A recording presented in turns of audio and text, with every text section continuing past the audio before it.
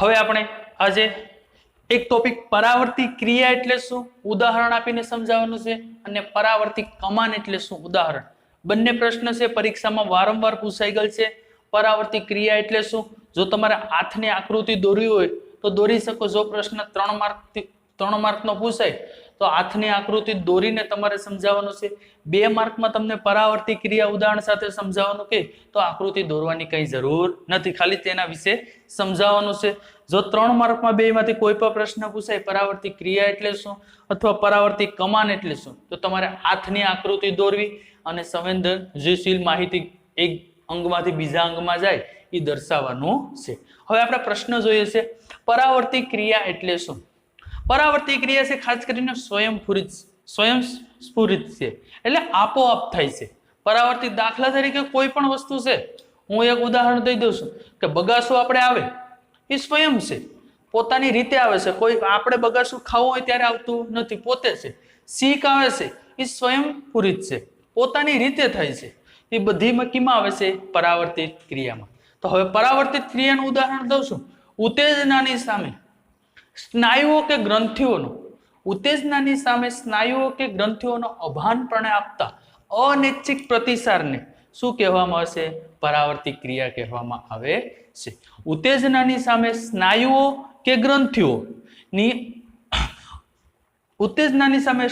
કે ગ્રંથિઓનો અભાનપણે આપતા અનૈચ્છિક પ્રતિસાદને શું કહેવામાં આવે છે?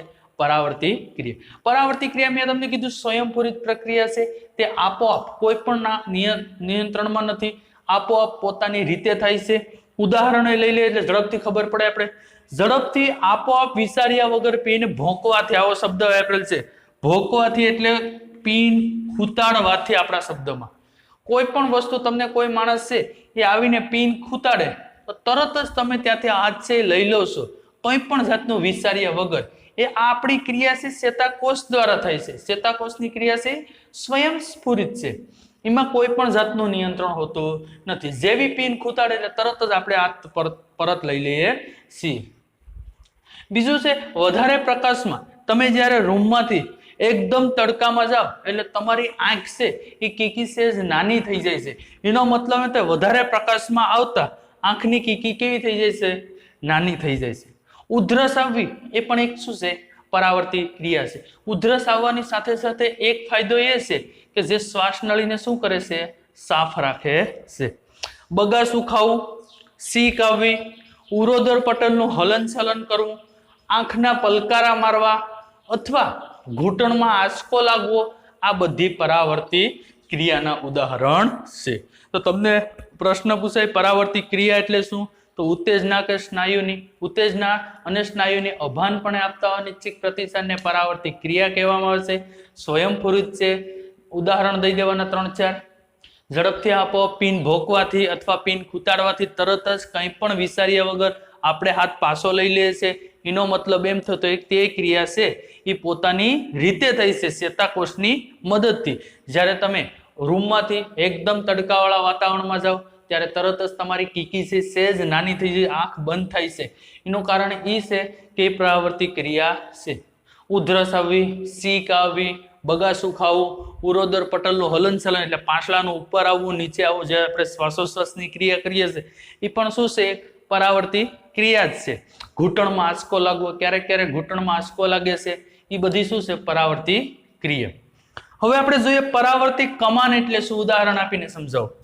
પરાવર્તિત ક્રિયામાં સમાવિષ્ટ, આનો જ ઉપયોગ થશે. પરાવર્તિત ક્રિયામાં સમાવિષ્ટ ઉર્મિ વેગના વહન માર્ગને, જે વહન માર્ગ થાય છે, દાઈ પીન લાગે છે, મગજને ખબર પડી જાય છે, આ વહન માર્ગ છે એને પરાવર્તિત કમાન, કમાન એટલે રસ્તો, પરાવર્તિત કમાન કહે છે. તો પેલા વ્યાખ્યા ખાસ કરીને જોઈએ. પરાવર્તિત ક્રિયામાં સમાવિષ્ટ ઉર્મિ વેગના વહન માર્ગને, પરાવર્તિત ક્રિયામાં સમાવિષ્ટ ઉર્મિ વેગના વહન માર્ગને પરાવર્તિત કમાન કહેવામાં આવે છે. તેના દ્વારા ઝડપથી પ્રતિસાદ થાય છે. હવે અહીં દાખલા કરી પછી અટકી જશો. ધારો કે આપણે ગરમ થાળી હોય એને સ્પર્શ કરીએ એટલે તરત જ આપણે હાથ છે કંઈ પણ વિચાર્યા વગર હાથ આપણે, ઉદાહરણ છે મેં લખેલું નથી, હું બોલું છું.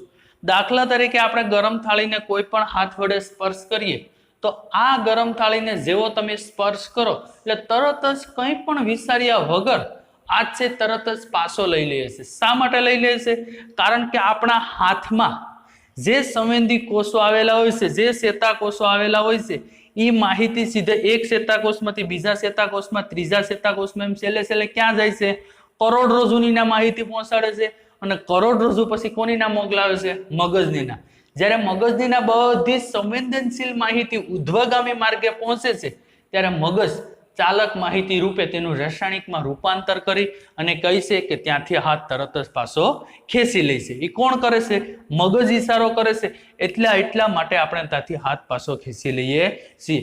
એટલી 1 સેકન્ડના 6 ભાગમાં આ ટોટલી પ્રક્રિયા થઈ જાય છે. તો આપણા શરીરમાં લાખો ચેતાકોષ આવેલા હોવાથી આ પ્રક્રિયા છે એકદમ ફટાફટ. નકર એક ચેતાકોષમાંથી બીજા, ત્રીજા એવા અસંખ્ય ચેતાકોષમાં માહિતી જાય, નાથી કરોડરજ્જુમાં માહિતી જાય, મગજની ના માહિતી જાય, મગજ પાછો બીજો એક માર્ગ હોય છે તેના દ્વારા મોકલાવે કે ત્યાંથી તરત જ હાથ પાછો ખસેડી લો. તો એટલી વારમાં તો ઘણી વાર લાગી જાય, પણ આપણા શરીરમાં ચેતાકોષો એટલી સ્પીડથી કામ કરે છે કે જેથી તે બી તમે ગરમ થાળીને અડશો તરત જ તમે 1 સેકન્ડ વારના ભાગમાં હાથને તરત જ ખસેડી લેશો. એમાં બંને પ્રક્રિયા થઈ ગઈ. ઉધ્વગામી માર્ગે જે સંવેદનશીલ માહિતી ગઈ છે એની આવી ગઈ, મગજે જે સંદેશો મોકલ્યો છે જેને શું કહેવાય? ચાલક માહિતી કહેવાય, એ પણ માહિતી આવી જાય છે. હવે પ્રક્રિયા અંદર શું થાય છે? જેવું તમે હાથ વડે કોઈ પણ વસ્તુને સ્પર્શ કરો એટલે આપણા શરીરમાં વીજ ઉર્મી વેગ વહન થાય. વીજ ઉર્મી વેગ એટલે તરંગોનું વહન થાય. એ તરંગો એક ચેતાકોષમાંથી બીજા ચેતાકોષમાં, બીજામાંથી ત્રીજા ચેતાકોષમાં, આમ દરેક ચેતાકોષમાં થઈને છેવટે ક્યાં જાય છે? કરોડરજ્જુની ના ઉર્મી વેગ જાય છે. ખાલી તરંગો જ જાય છે. આ કરોડરજ્જુ છે મગજને મોકલે છે. કરોડરજ્જુને કશી ખબર હોતી નથી. મગજ છે એ સંવેદનશીલ જે આપણે વીજ ઉર્મી વેગો ઉત્પન્ન થયા એનું રૂપાંતર કીમાં કરી નાખે છે? રાસાયણમાં રૂપાંતર કરી નાખે છે. ને ઈ મગજ પછી ચાલક ચેતાકોષ દ્વારા મગજ જે સંદેશો મોકલાવે છે, જેથી આપણે તરત જ નાથી હાથ ખસેડી લઈએ છે. તો આપણો આ પ્રશ્ન હતો પરાવર્તી ક્રિયા એટલે શું અને પરાવર્તી કમાન એટલે શું. સ્ટોપ કરીને ખાસ કરીને લખી નાખજો. જે હું અહીં બેલો છું એ વર્ણન તમારી રીતે અહીં લખી નાખવાનું છે. આપણે સ્વયંવર્તી ચેતાતંત્ર એટલે શું અને તેના પ્રકાર. સ્વયંવર્તી ચેતાતંત્રનો બીજો શબ્દ કહી શકાય ઓટોનોમસ ચેતાતંત્ર. ઓટોનોમસ નો સ્પેલિંગ લખું છું. ઓટોનોમસ. હાલો. ઓટો એટલે પોતાની રીતે, સ્વયંવર્તી એટલે પોતાની રીતે પોતાનું સંચાલન કરે ને સ્વયંવર્તી ચેતાતંત્ર કહેવામાં આવે છે. સ્વયંવર્તી ચેતાતંત્ર છે બીજા કોઈની ઉપર આધાર રાખતું નથી. એ પોતે જ પોતાનું કાર્ય કરે છે, એટલા માટે તેને સ્વયંવર્તી ચેતાતંત્ર કહેવામાં આવે છે. સ્વયંવર્તી ચેતાતંત્રનો બીજો શબ્દ છે ઓટોનોમસ ચેતાતંત્ર તરીકે ઓળખવામાં આવે છે. હવે દાખલા તરીકે સ્વયંવર્તી ચેતાતંત્રનું ઉદાહરણ દેવા હોય તો આપણું શ્વાસોશ્વાસની ક્રિયા છે એમાં કોઈ પણ જાતના આપણે પ્રક્રિયા ભાગ ભજવતા નથી. આપણે રાત્રે સૂતા હોય ત્યારે પણ શ્વાસોશ્વાસની પ્રક્રિયા તો ચાલુ જ હોય છે. તો એનો મતલબ એમ તો સ્વયંવર્તી ચેતાતંત્ર છે. આપણે જમી લઈએ છીએ, પછી કોઈ પણ કાર્ય કરતા હોય, બેઠા હોય, આરામ કરતા હોય, સૂતા હોય તો પણ જઠરમાં પાચનની ક્રિયા તો ચાલુ જ હોય છે, શ્વસન ક્રિયા છે.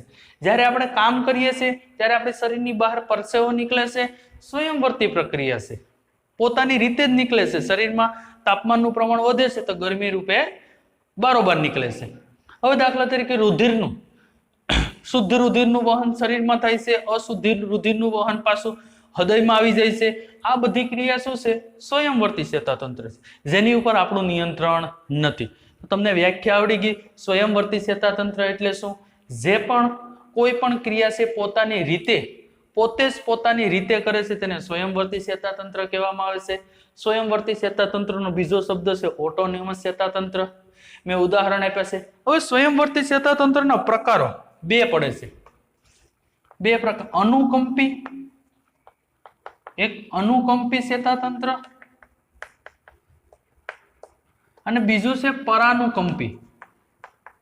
પરાનુકંપી ચેતાતંત્ર.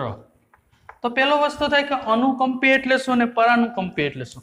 અનુકંપી એટલે હૃદયના ધબકારા વધારે છે, હૃદયના ધબકારા વધારવાનું કામ કરે છે. હૃદયના ધબકારા કદાચ ઓછા થઈ ગયા હોય તો અનુકંપી ચેતાતંત્ર એક છે એ હૃદયના ધબકારા વધારે છે, જ્યારે પરાનુકંપી હૃદયના ધબકારા ઘટાડે છે. હૃદયના ધબકારા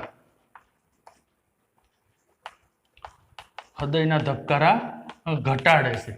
તો તમને ખબર પડી ગઈ કે ચેતાતંત્રના બે પ્રકાર છે, સ્વયંવર્તી ચેતાતંત્રના અનુકંપી ચેતાતંત્ર અને પરાનુકંપી ચેતાતંત્ર. અનુકંપી છે હૃદયના ધબકારા વધારવાનું કામ કરે અને પરાનુકંપી છે હૃદયના ધબકારા ઘટાડવાનું કામ. આ બંને ચેતાતંત્ર છે ભેગા મળીને કાર્ય કરે છે, જેથી આપણા હૃદયના ધબકારા વધતાય નથી અને ઘટતાય નથી. જ્યારે આપણે એકદમ ફાસ્ટ દોડીએ છીએ ત્યારે આપણા હૃદયના ધબકારા વધી જાય છે અનુકંપી ચેતાતંત્રની મદદથી. પછી જ્યારે પરાનુકંપી ચેતાતંત્ર છે એ તરત જ તમે જેવો રેસ્ટ લો, આરામ લો, એટલે હૃદયના ધબકારા કેવા કરી નાખે છે? ઘટાડી નાખે છે. તો આ હતું સ્વયંવર્તી ચેતાતંત્ર. હવે આપણે મનુષ્યના અંતઃસ્ત્રાવો વિશે અભ્યાસ કરીએ. તો આજે આપણે માનવ શરીરમાં જોવા મળતી અંતઃસ્ત્રાવી ગ્રંથિઓ, માનવ શરીરમાં કેટલી ગ્રંથિઓ જોવા મળે છે તેના વિશે સંપૂર્ણ અભ્યાસ કરીશું. આપણા સિલેબસમાં કોક ટોપિક છે એ નથી આપેલો, તો નથી આપેલો એ ટોપિક મેં જૂના સિલેબસમાંથી કવર કરી અને આપણા શરીરમાં આવતી ટોટલ ગ્રંથિ વિશે અહીં મેં સમજાવ્યું છે. તો આપણા શરીરમાં સૌપ્રથમ ગ્રંથિમાં વાત કરીએ તો ગ્રોથ અંતઃસ્ત્રાવ હોર્મોન્સ, આપણા શરીરમાં કેટલા હોર્મોન્સ છે, કેટલી ગ્રંથિઓ આવેલી છે, એમાં પહેલો જ ટોપિક છે ગ્રોથ હોર્મોન્સ. ગ્રોથ હોર્મોન્સ એટલે એનું ટૂંકું નામ છે જીએસ. ગ્રોથ એટલે જી, હોર્મોન્સ એટલે અંતઃસ્ત્રાવ એચ. તો દાખલા તરીકે અમુક વ્યક્તિનું, બે વ્યક્તિનું તમે અવલોકન કરો તો અમુક છે વિરાટકાયતા વધારે હાઈટ ધરાવે છે, અમુક છે એની હાઈટ ઓછી હોય છે. એનો મતલબ એમ થાય વામનતા. હવે વધારે હાઈટ છે અને ઓછી હાઈટ છે કેના ઉપર આધાર રાખે છે? તો જીએસ ઉપર આધાર રાખે છે. જીએસ એટલે ગ્રોથ હોર્મોન્સ ઉપર આધાર રાખે છે. જો બાળપણથી તમારા શરીરમાં ઓછા જીએસ હોય તો એનો મતલબ એમ થાય વામનતા પ્રેરે છે. જે કોઈ પણ માણસ છે એ બાળપણથી હાઈટ નીચી હોય તેનો મતલબ એમ થાય એના શરીરમાં ગ્રોથ હોર્મોન્સનું પ્રમાણ ઓછું છે, એના કારણે વામનતા થાય છે. અને જો જીએસ નું પ્રમાણ વધારે હોય, 7 કરતા વધારે હોય તો વિરાટકાયતા, 7 ફૂટ કરતા વધારે ઊંચી હાઈટ ધરાવે છે. જો વધારે જીએસ નું પ્રમાણ હોય તો 7 ફૂટ કરતા, ઓછામાં ઓછી 6 ફૂટ હાઈટ હોય છે, 6 તો 7 ફૂટ કરતા પણ જો શરીરમાં વધારે પડતા જીએસ હોય, ગ્રોથ હોર્મોન્સ હોય તો વિરાટકાયતા એટલે બાળપણથી જ જો વધારે પડતા જીએસ ને કારણે તેની હાઈટ છે એ 7 ફૂટ જેટલી અથવા 7 ફૂટ કરતા પણ વધારે વહી જાય છે. તો આ ગ્રોથ હોર્મોન્સ હતો. કોઈ પિટ્યુટરી ગ્રંથિ છે આપણા સિલેબસમાં નથી, ખાલી પિટ્યુટરી ગ્રંથિ છે એ પ્રમુખ ગ્રંથિ તરીકે ઓળખાય છે, એટલું જ આપણા સિલેબસમાં છે. આ મેં ટોટલી છે જૂના સિલેબસમાંથી લીધેલું છે. અગ્ર પિટ્યુટરી ગ્રંથિ, મધ્ય પિટ્યુટરી ગ્રંથિ અને પશ્વ પિટ્યુટરી ગ્રંથિ. હવે અગ્ર પિટ્યુટરી ગ્રંથિમાં કઈ અંતઃસ્ત્રાવ હોય છે? THS, પછી ACTS, FSS, ALS. હવે આ અંતઃસ્ત્રાવનું નામ શું છે? TSS થેલોનોસાઇટ stimulate hormones, adrenocorticotropic hormones, F એટલે ફોલિક સ્ટિમ્યુલેટિંગ હોર્મોન્સ, L એટલે લ્યુટિનાઇઝિંગ હોર્મોન્સ. પાછો બોલી જાઉં છું. TS એટલે TS થિયોસાઇટ stimulate hormones, adrenocorticotropic hormones, follicle stimulating hormones, luteinizing hormones. આ હતું અગ્ર પિટ્યુટરી ખંડ. મધ્ય પિટ્યુટરી ગ્રંથિમાં MSS મેલેનોસાઇટ સ્ટિમ્યુલેટિંગ હોર્મોન્સ. પશ્વ પિટ્યુટરી ગ્રંથિમાં વાસોપ્રેસિન ને ઓક્સિટોસિન. વાસોપ્રેસિન છે એનો ઉપયોગ શું થાય અને ઓક્સિટોસિનનો ઉપયોગ શું થાય? વાસોપ્રેસિન છે આપણા શરીરમાં, જ્યારે આપણા શરીરમાં કોઈ પણ આપણે પાણી પીએ છીએ, આપણા શરીરમાં જેટલું પાણીનો ઉપયોગ છે તેટલું રાખે છે.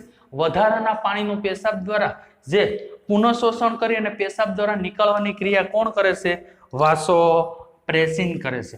જ્યારે ઓક્સિટોસિન છે, જ્યારે માતા જ્યારે ગર્ભાવસ્થા ધારણ કરે ત્યારે બાળકનો જ્યારે જન્મ થાય છે ત્યારે ગર્ભાવસ્થાના સ્નાયુ છે સંકોચાય છે, જેને લીધે સ્તનમાંથી દૂધનો સ્ત્રાવ ઉદ્ભવે છે. તે કઈ અંતઃસ્ત્રાવને લીધે થાય છે? ઓક્સિટોસિનને લીધે થાય છે. જ્યારે ગર્ભાશયના સ્નાયુઓ સંકોચાય છે તેને લીધે સ્તનના ગ્રંથિના સ્નાયુઓ ખુલે છે, એને લીધે સ્તનમાં દૂધનો સ્ત્રાવ થાય છે. હાલો એના પછી સ્વાદુપિંડ ગ્રંથિ. સ્વાદુપિંડ ગ્રંથિ ખાસ કરીને કઈ અંતઃસ્ત્રાવને લીધે થાય છે? તો તો સ્વાદુપિંડ ગ્રંથિ છે ઇન્સ્યુલિન અંતસ્ત્રાવ. ઇન્સ્યુલિન એટલે શું? જો આપણા શરીરમાં સુગરનું પ્રમાણ વધારે હોય તો આપણે ખાસ કરીને કહીએ છીએ ડાયાબિટીસ થઈ ગઈ છે. તો ડાયાબિટીસનું નિયંત્રણ વધારે પડતું ગળ્યું ખાવાથી થાય છે. જો વધારે પડતી આપણે ગળ્યું ખાતા હોય તો આપણા શરીરમાં ડાયાબિટીસનું પ્રમાણ વધે છે. હવે ડાયાબિટીસનું નિયમન કોણ કરે છે? ઇન્સ્યુલિન ગ્રંથિ. આપણા શરીરમાં ઇન્સ્યુલિન ગ્રંથિ આવેલી હોય છે, એ શર્કરાનું પ્રમાણ છે નીચું રાખે છે. જો ઇન્સ્યુલિનનું પ્રમાણ વ્યવસ્થિત ન જળવાય તો આપણે ડાયાબિટીસ થાય છે. તો ડાયાબિટીસ જો આપણે થાય તો આપણે કેના ઇન્જેક્શન લેવા પડે છે? ઇન્સ્યુલિન નામની દવાના ઇન્જેક્શન લેવા પડે છે. ડાયાબિટીસનું નિયંત્રણ કઈ રીતે થાય? કઈ રીતે વર્તાય? તો ડાયાબિટીસ જ્યારે કોઈ પણ માણસના શરીરમાં વધારે થાય ત્યારે રુધિરમાં અને મૂત્રમાં બંનેમાં, રુધિરમાં અને મૂત્રમાં બંનેમાં ગળિયો પ્રવાહ વધી જાય છે. એને લીધે આપણા શરીરમાં ડાયાબિટીસ થાય ગઈ છે એમ ખ્યાલ પડે છે. હવે એનું નિયંત્રણ શરીરનો દરરોજ વ્યાયામ, કસરત કરવાથી, વજન ઉતારવાથી, નિયમિત દવાઓ રૂપે લેવાથી, ઇન્સ્યુલિનના ઇન્જેક્શન લેવાથી ડાયાબિટીસ છે એને કંટ્રોલ કરી શકાય છે. તો તમને પ્રશ્ન પૂછે સ્વાદુપિંડની મેઇન ગ્રંથિ કઈ છે? ઇન્સ્યુલિન. એના પછી છે પેરાથાઇરોઇડ ગ્રંથિ, જે ગળામાં આવેલી હોય છે. થાઇરોઇડ ગ્રંથિની ઉપર સેજ એ પેરાથાઇરોઇડ ગ્રંથિ આવેલી હોય છે. એ કેલ્શિયમ, આપણા શરીરમાં કેલ્શિયમ અને ફોસ્ફેટનું નિયમન કોણ કરે છે? પેરાથાઇરોઇડ ગ્રંથિ. તો અહીં લખેલું છે કેલ્શિયમ અને ફોસ્ફેટનું નિયમન કરે છે. કોણ? પેરાથાઇરોઇડ ગ્રંથિ. એના પછી થાઇરોઇડ ગ્રંથિ. તો થાઇરોઇડ ગ્રંથિ છે એ આપણા શરીરમાં ગળામાં જ આવેલી હોય છે. થાઇરોઇડ ગ્રંથિ છે કયો અંતસ્ત્રાવ ઉત્પન્ન કરે છે? થાઇરોક્સિન અંતસ્ત્રાવ. તો પેલો પ્રશ્ન થાય કે પેરાથાઇરોઇડ છે સ્વાદુપિંડ ઇન્સ્યુલિન અંતસ્ત્રાવ ઉત્પન્ન કરે, પેરાથાઇરોઇડ પેરાથાઇરોક્સિન અંતસ્ત્રાવ ઉત્પન્ન કરે છે. મેં લખેલું નથી. થાઇરોક્સિન ગ્રંથિ છે કયો અંતસ્ત્રાવ ઉત્પન્ન કરે છે? થાઇરોક્સિન અંતસ્ત્રાવ ઉત્પન્ન કરે છે. જે થાઇરોક્સિન અંતસ્ત્રાવ છે કાર્બોદિત, ચરબી, પ્રોટીન આ બધાનું પાચન અથવા ચયાપચય ક્રિયામાં થાઇરોક્સિન ગ્રંથિ ઉપયોગી છે. જે આપણે કાર્બોદિત ખોરાક ખાઈએ છીએ, ચરબી, પ્રોટીન કોઈ પણ વસ્તુ જે આપણે લઈએ છીએ એનું પાચન કરવા માટે થાઇરોક્સિન ગ્રંથિ ઉપયોગી છે. હવે થાઇરોક્સિન ગ્રંથિને લીધે એક રોગ થાય છે. જો આપણા શરીરમાં થાઇરોક્સિન ગ્રંથિનું પ્રમાણ ઓછું હોય તો એનો મતલબ એમ થાય તમને કઈ રોગ થાય છે? ગોઈટર રોગ થાય છે. ગોઈટર રોગ કેનાથી થાય છે? આપણે બાળપણથી જો ઓછા પ્રમાણમાં મીઠું શરીરમાં ઓછું હોય, આયોડિન યુક્ત મીઠાનું પ્રમાણ ઓછું હોય તો આપણે ગોઈટર નામનો રોગ થાય છે. તો એડ્રિનલ ગ્રંથિ. એડ્રિનલ ગ્રંથિ છે ખાસ કરીને શંકુ આકારની હોય છે. એને ખાસ કરીને એને બે પ્રકારની ગ્રંથિ કહેવાય છે. લડોયા ભાગો, ફાઇટ એન્ડ ફ્લાઇટ, અથવા કટોકટીની ગ્રંથિ તરીકે ઓળખવામાં આવે છે. ટૂંકામાં પ્રશ્નમાં ક્યારેક ક્યારેક પૂછાઈ શકે કટોકટીની ગ્રંથિ તરીકે કોને ઓળખવામાં આવે છે? તો કટોકટીની ગ્રંથિ તરીકે એડ્રિનલ ગ્રંથિને ઓળખવામાં આવે છે. અથવા લડોયા ભાગો શંકુ આકારની હોય છે. હાલો, નર જાતીય અંતસ્ત્રાવ. નર જાતિ એટલે પુરુષ જાતીય અંતસ્ત્રાવ. પુરુષમાં કઈ અંતસ્ત્રાવ હોય છે? ખાસ યાદ રાખજો ટેસ્ટોસ્ટેરોન. ટેસ્ટોસ્ટેરોન મેં લખેલું છે ટેસ્ટોસ્ટેરોન. આપણા નર જાતિમાં ટેસ્ટોસ્ટેરોન અંતસ્ત્રાવ હોય છે. એ ખાસ કરીને આપણા શરીરમાં ક્યાં ઉપયોગી થાય છે? આપણા શરીરમાં ટેસ્ટોસ્ટેરોન છે અવાજ આપણો પુરુષનો અવાજ છે જે જાડો હોય છે, ત્વચા છે જાડી હોય છે, પછી બીજો દાઢી છે, મૂછ છે, આ બધાનો વિકાસ કોના દ્વારા થાય છે? ટેસ્ટોસ્ટેરોન દ્વારા થાય છે. તો મેં લખ્યું છે ઘેરો અવાજ, દાઢી, મૂછ વગેરે લક્ષણો કેને આધારે થાય છે? ટેસ્ટોસ્ટેરોન. હવે માદા અંતઃજાતિ. માદામાં પ્રોજેસ્ટેરોન અને ઇસ્ટ્રોજન આ બંનેનું કાર્ય શું છે? મેં તમને ટેસ્ટોસ્ટેરોનનું કાર્ય કીધું કે અવાજ જાડો થઈ જાય છે, દાઢી, મૂછ જેવા લક્ષણો છે એ ટેસ્ટોસ્ટેરોન અંતઃસ્રાવને લીધે જોવા મળે છે. જ્યારે માદા અંતઃજાતિમાં પ્રોજેસ્ટેરોન અને ઇસ્ટ્રોજન. હવે પ્રોજેસ્ટેરોનનું કાર્ય શું છે અને ઇસ્ટ્રોજનનું કાર્ય શું છે? પ્રોજેસ્ટેરોન અંતઃસ્રાવ અને ઇસ્ટ્રોજન અંતઃસ્રાવ. તો પહેલો વસ્તુ છે પ્રોજેસ્ટેરોન. પ્રોજેસ્ટેરોન છે એ અંડપિંડ, આપણે કેમ શુક્રપિંડ, મનુષ્યમાં નર જાતીય અંતઃસ્રાવ શુક્રપિંડ છે, એમ માદા જાતીય અંતઃસ્રાવ શું છે? અંડપિંડ. અંડપિંડમાં શું થાય છે? અંડકોષોનો વિકાસ થાય છે જે નાના, જે બાળકને ભ્રૂણ બનવામાં સહાયરૂપ બને છે. જ્યારે અંડપિંડમાં જ્યારે અંડકોષોનો વિકાસ થાય છે એ અંડકોષોનો વિકાસ કોને લીધે થાય છે? પ્રોજેસ્ટેરોનને લીધે. એના દરમિયાન સ્ત્રીને જ્યારે 28 દિવસે માસિક સ્ત્રાવનો ઉદ્ભવે છે એ પણ કોને લીધે જો નિયમિત માસિક સ્ત્રાવ હોય તો એ પ્રોજેસ્ટેરોન એના શરીરમાં વ્યવસ્થિત છે અને અનિયમિત હોય તો એનો મતલબ એમ થાય પ્રોજેસ્ટેરોન છે એ અનિયમિત છે એટલે ઓછા પ્રમાણમાં છે. બીજો પ્રક્રિયા છે ઇસ્ટ્રોજન એટલે શું? સ્ત્રીનો તમે અવાજ જોશો તો હાવ ઝીણો અવાજ હશે. પછી બીજો હશે મુલાયમ ત્વચા હશે અને સ્તન ગ્રંથિનો વિકાસ માટે કોણ હોય છે? ઇસ્ટ્રોજન વપરાય છે. તો અહીંયા આપણે માનવ શરીરમાં જોવા મળતી ટોટલી ગ્રંથિઓ વિશે અભ્યાસ કર્યો છે. બધી ગ્રંથિઓ ખાસ કરીને આવી ગઈ છે. તો અહીંયા આપણું નિયંત્રણ અને સંકલન ચેપ્ટર છે અહીં પૂરું થાય છે. Thank you very much. જય ભવાની.